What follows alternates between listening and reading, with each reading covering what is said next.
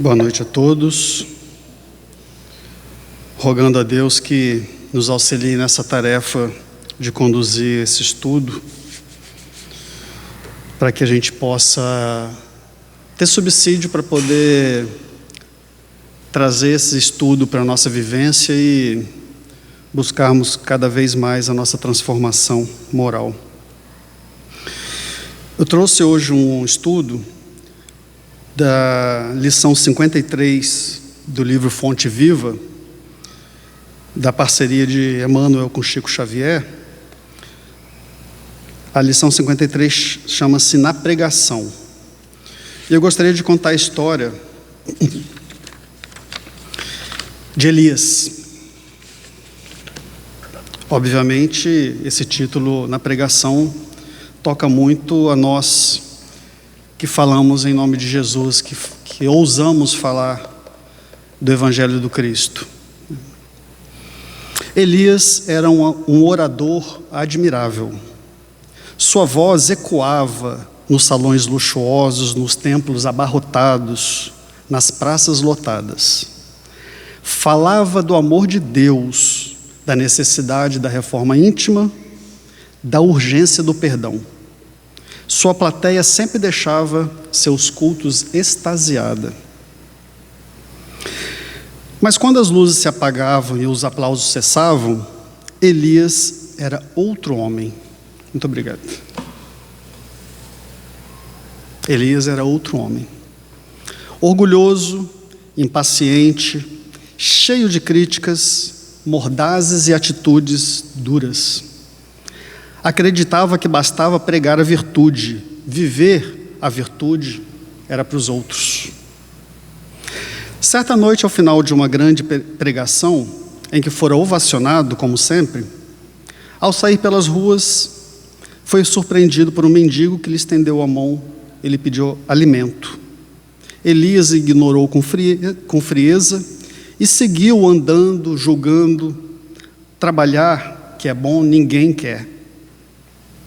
E assim seguia sua vida, sem compaixão com o próximo, criticando as faltas alheias, ignorando os chamados para uma vida mais reta. Certo dia, uma dor alucinante acomete seu peito e Elias termina aí a sua experiência terrena. Elias despertou no outro lugar, um grande auditório, como tantos onde ele já pregara. A plateia, porém, era diferente. Espíritos tristes, feridos, desencarnados, de olhar vago e dolorido. Um clarão iluminou o palco e uma voz forte ordenou: Elias, é tua hora, prega para eles. Confiante, ele subiu no palco e começou a falar suas frases decoradas. Porém, enquanto falava, percebia que nenhum som se formava. Sua voz estava emudecida. Desesperado, tentou gritar, cantar, declamar, mas tudo era silêncio. Os espíritos na plateia não reagiam, olhavam para ele como se nem o vissem. Nesse momento, uma figura majestosa desceu do alto, era um benfeitor, envolto numa luz que parecia o próprio amor em forma de claridade. Aproximou-se de Elias e com firmeza e doçura disse: Elias, aqui meu filho, a voz não é formada de palavras. Aqui a voz é formada pelos sentimentos que vêm da alma.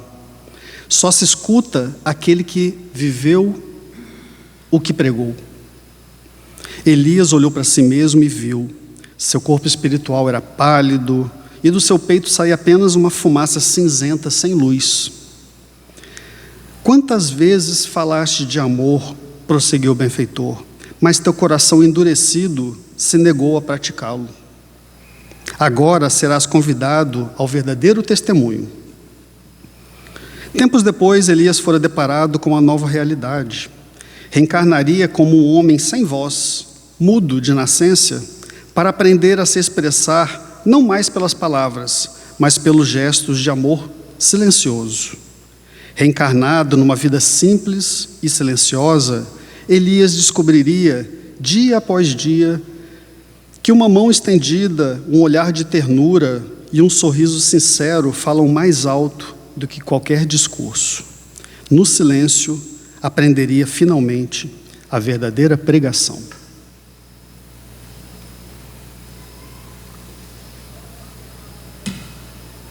Então, meus irmãos, falar de Deus, falar do Evangelho do Cristo, é uma bênção. Não é para qualquer um. É preciso ter um mínimo de vontade da sua melhoria, de praticar minimamente aquilo que fala, porque quem está no alto, falando, muitas vezes é julgado pelos seus atos, né? Quem está assistindo, quem está ouvindo, e o orador não tem nada de especial, não tem nada de diferente, só um irmão trabalhador que se encontrou na necessidade de falar. Mas é preciso a gente vivenciar aquilo que a gente fala. Quando a gente não vivencia, o papel não fica muito bonito, né? Fica só uma coisa para os outros verem, né? Quando a transformação realmente não acontece com o orador. Nesse texto, foi tirado de Paulo, segunda epístola aos Coríntios, capítulo 12, versículo 15, que diz assim: eu de muito boa vontade gastarei e me deixarei gastar pelas vossas almas, ainda que amando-vos cada vez mais, seja menos amado. Eu consegui tirar algumas coisas muito importantes desse texto muito pequenininho, né? Olha o Paulo, que era Saulo, né? Mudou o seu nome para Paulo, perseguidor de cristãos, perseguidor até os últimos limites, quem adorava, quem ouvia, né, as pregações do cristianismo. Esse perseguidor de cristãos, dizendo que de muita boa vontade ele se gastará, né, e se deixará gastar, ou seja, ele se doando. Como que a gente pode se transformar, né? A gente pode ter um passado muito difícil, um passado que a gente possa se arrepender amargamente, mas Deus sempre dá oportunidade para a gente de renovação. E olha, um perseguidor de cristãos se falando em deixar gastar-se, né, e se gastar pelo amor dos outros, pelas vossas almas, ainda que amando-vos cada vez mais, seja menos amado. Olha outra coisa linda, o perseguidor de cristãos estava se doando ao amor ao próximo. E mesmo que não fosse amado, ele ainda iria amar aqueles que estavam ouvindo a sua pregação. O texto de Emmanuel diz assim: há numerosos companheiros da pregação salvacionista, ou seja, que fala do Evangelho, que de bom grado se elevam a tribunas douradas, discorrendo preciosamente sobre os méritos da bondade e da fé. Não é necessário a ninguém, para falar de Deus, para falar de Jesus, estar numa tribuna dourada. Nós, da doutrina espírita, nós pregamos muito pela simplicidade, o nosso palco, né? Um palco simples. Mas existem oradores que se vangloriam, né, de estar num palco lindo, maravilhoso, né, adornado. E aí, falando dos méritos da boa vontade da fé, mas se convidados a contribuir nas boas obras, sentem-se feridos na bolsa e recuam apressados sobre disparatas alegações. Então, existem muitos irmãos que falam em nome de Jesus, mas na hora de agir, sai correndo, esconde a bolsa, né? Se esconde nos cantos para não para não trabalhar, correndo do trabalho. Quando, na verdade, Jesus nos ensinou que nós devemos aprender e trabalhar. Porque sem o trabalho nosso, em benefício nosso e em benefício dos nossos irmãos, nós não chegaremos a lugar muito longe, né? Nós não conseguimos alcançar um grande progresso. Trabalhar em nome dos irmãos, é isso que Jesus nos fala. E nós que já estamos arraigados em nós, essa certeza de que nós precisamos buscar a nossa evolução, porque existe um lugar que nos espera, e esse lugar é de trabalho, né, ao longo da nossa evolução. Por que nós não começamos logo a nossa transformação e a gente sempre deixa para amanhã? Porque nós ainda estamos muito arraigados nos prazeres que a matéria traz para nós. Para nós ainda é muito difícil largar os vícios que dão prazeres momentâneos, né? Seja eles quaisquer que sejam, que forem, e a gente evita de se esforçar para vencer esses obstáculos que nós tanto gostamos, mas que nos puxam para baixo na nossa evolução. Impedimentos mil lhes proíbem o exercício da caridade e afastam-se para diferentes setores, em que a boa doutrina lhes não constitua incômodo a vida calma. Ficar na nossa zona de conforto é muito bom. Quando a gente se propõe a se transformar, a mudar, a querer se melhorar, a gente mexe na nossa zona de conforto. E mexer na nossa zona de conforto é sair da ociosidade, né? É deixar a preguiça de lado. Aí muitos de nós preferimos deixar a coisa como está do que remexer, né, nesse vespeiro que é buscar esse nosso crescimento. Efetivamente, no entanto, na prática legítima do Evangelho, não nos cabe apenas gastar o que temos, mas também dar o que somos. Não adianta a gente gastar o que nós temos só. Nós temos que trabalhar, nós temos que nos envolver nos trabalhos. Aqui na casa nós temos que buscar trabalhar, né? Nós temos que buscar o nosso aperfeiçoamento. Nós temos que ver algumas coisinhas erradas que estão fora do lugar e tentar consertar, não deixar para o outro, né? A gente não se preocupa muitas vezes aqui com contas que precisam ser pagas, né? Com coisas que precisam ser consertadas. Não basta derramar o cofre e solucionar questões ligadas à experiência do corpo. Ah, mas eu dou todo mês, eu faço uma contribuição, eu dou para os outros, né? Mas deixa a cargo dos outros resolverem os problemas diretamente. O que adianta a gente doar? Ah, é bom doar em dinheiro alguma coisa para comprar a cesta básica para os outros, mas melhor ainda é ir lá, entregar a cesta básica, fazer uma oração junto com o irmão, sentir a necessidade, levar uma palavra de conforto, levar um ensinamento do Cristo, esse consolo que o Cristo sempre trouxe para aqueles irmãos naquela época, né, que se sentiam oprimidos, que se sentiam cansados. Esse papel é importante, não só a gente doar e deixar que o outro faça lá na ponta. Nós temos esse papel também, nós temos que encarar isso. Nós temos que ir lá na casa das pessoas, dos nossos irmãos que estão em aflição.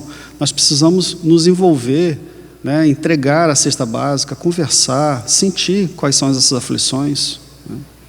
O que adianta trabalhar numa casa dessa e nunca ter ido visitar uma cozinha comunitária que nós temos, né, colocar a mão na massa, ajudar lá a servir, fazer o Evangelho, né? Então, meus irmãos, a cobrança é muita. E o trabalho, a oportunidade de trabalho é infinita. Mas, repito, nós gostamos de ficar na nossa zona de conforto. É imprescindível darmos-nos com o suor da colaboração e do esforço espontâneo. Nós precisamos suar. Nós precisamos nos esforçarmos espontaneamente na solidariedade para atender substancialmente as nossas obrigações primárias à frente do Cristo. Nossas obrigações primárias. Veja que Emmanuel está considerando que o nosso trabalho é uma obrigação, e realmente é. A gente não consegue chegar muito longe na nossa evolução se a gente não trabalhar. A oportunidade do trabalho é a oportunidade que a espiritualidade nos dá para que a gente busque o nosso aperfeiçoamento, que a gente vá lapidando as nossas dificuldades, as nossas falhas, né, através do contato com o nosso irmão que está precisando. E essas obrigações primárias, obrigações mesmo, de trabalho, né? Emmanuel considera o nosso trabalho como uma obrigação, e é mesmo. Quem de algum modo não se empenha em benefício dos companheiros, apenas conhece as lições do alto no círculo das palavras, né? O que adianta a gente ser estudioso, a gente saber qual livro que foi tirado tal referência, se a gente não coloca a mão na massa e vamos para o trabalho? Muita gente espera o amor alheio a fim de amar. Eu só vou fazer se fizerem comigo primeiro, né? Esperar o amor alheio para depois amar. Quando tal atitude somente significa dilação, ou seja, distanciamento nos empreendimentos santificadores que nos compreendem. Ou seja, nós estamos deixando adiar a nossa evolução mais para frente. E se a gente já tem a noção de onde nós temos que chegar, por que nós ficarmos sofrendo num mundo difícil como o nosso, sabendo que existem mundos melhores para a gente frequentar, né, para a gente habitar, que existe um lugar melhor para que a gente possa também trabalhar e buscar a nossa evolução? Quem ajuda e sofre por devoção à Boa Nova, recolhe suprimentos celestes de força para agir no progresso geral. Basta a gente querer trabalhar, se devotar à Boa Nova, que o auxílio chega. O auxílio nos é dado a todo instante que a gente precisa. No início, muitas vezes fica um pouco mais difícil, porque quando a gente se ilumina, a gente começa a ver coisas que a gente não via antes, né? Uma sala mais iluminada, a gente vê mais as sujeirinhas do que uma sala mais escura. E a nossa vida, no passado, era uma vida obscura. Era uma vida sem muita iluminação. E à medida que a gente vai se iluminando aos pouquinhos, nós vamos percebendo as sujeirinhas dentro do salão da nossa vida, né? Dentro do altar da nossa vida. Mas nem por isso serve para a gente desanimar, porque nós temos que ter a certeza de que os nossos irmãos estão nos amparando, os benfeitores estão nos amparando. Então, o que parece ser difícil, porque nós estamos vendo mais as nossas sujeiras, né, as nossas sujidades, ao mesmo tempo nós recebemos o amparo. E o agradecimento é um agradecimento celeste, né? Quando a gente faz uma coisa boa e sai comentando com todo mundo que a gente fez, o fato das pessoas nos admirarem o ato já é a nossa recompensa. Mas quando nós fazemos quietinhos, né, quando a gente faz na obscuridade, sem as pessoas ficarem sabendo, nós recebemos as benfeitorias do céu, né, os agradecimentos celestes, divinos. E é melhor a gente receber os agradecimentos das pessoas ou o agradecimento também, principalmente de Deus? Muito melhor a gente ficar quietinho recebendo, né, esses agradecimentos celestes.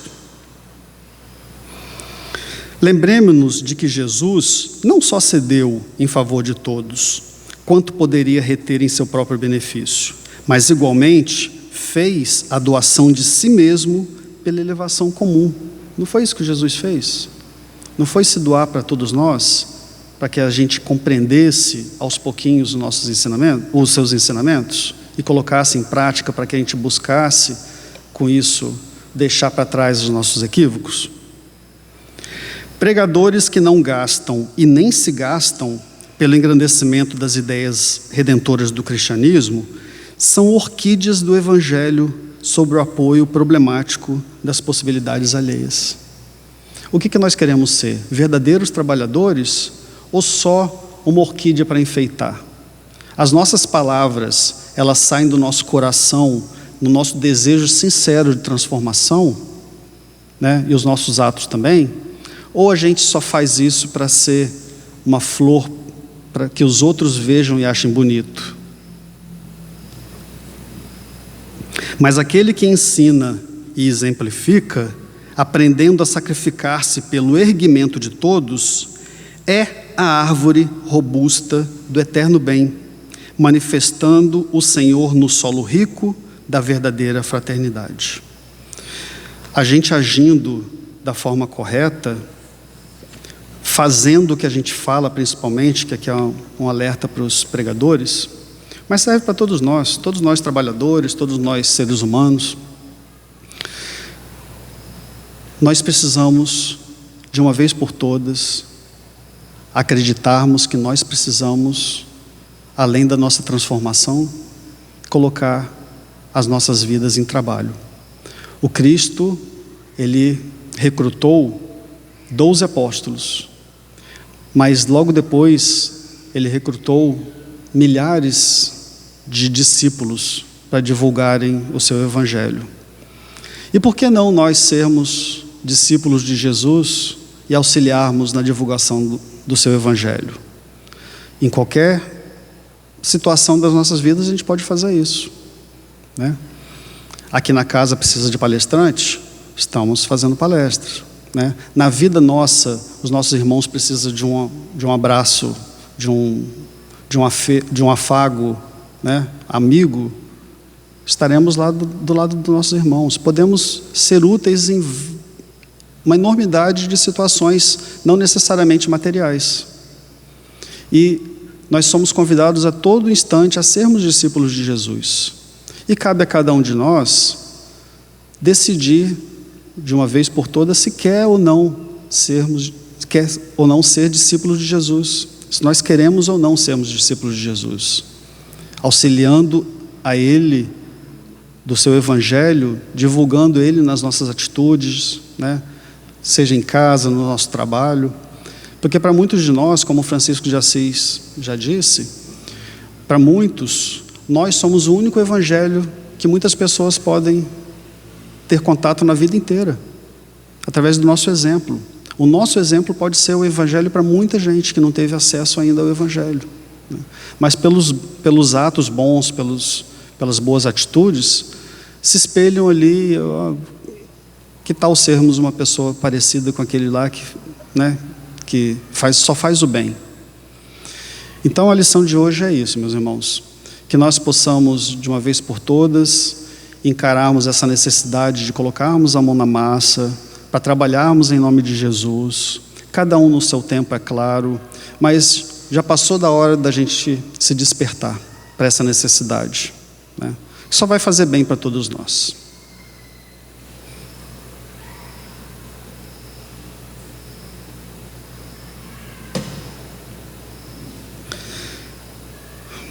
Pensemos em Jesus. Jesus, querido amigo de todas as horas, que em nome do nosso Pai, amado, bondoso, atua em nossas vidas, incessantemente. Agradecemos sempre pela oportunidade que o Senhor nos oferece de trabalharmos em seu nome, de divulgarmos o seu Evangelho e, acima de tudo, vivenciarmos a justiça de Deus através do seu Evangelho. Muito obrigado, Senhor, por nos proporcionar o estudo da noite. Muito mais agradecidos somos por essa casa que abraça todos nós, carinhosamente, que nos recebe amorosamente a todos nós. Que a sua luz de amor possa envolver a todos nós, envolver aos nossos irmãos que não puderam se encontrar nessa noite, e aos nossos irmãos desencarnados, que possam estar ao seu lado, que possam desfrutar das suas bênçãos, do seu acolhimento amoroso, do seu acolhimento fraterno. Muito obrigado, Deus, querido Pai, muito obrigado, Jesus, e que a sua luz possa estar conosco hoje e sempre, que assim seja.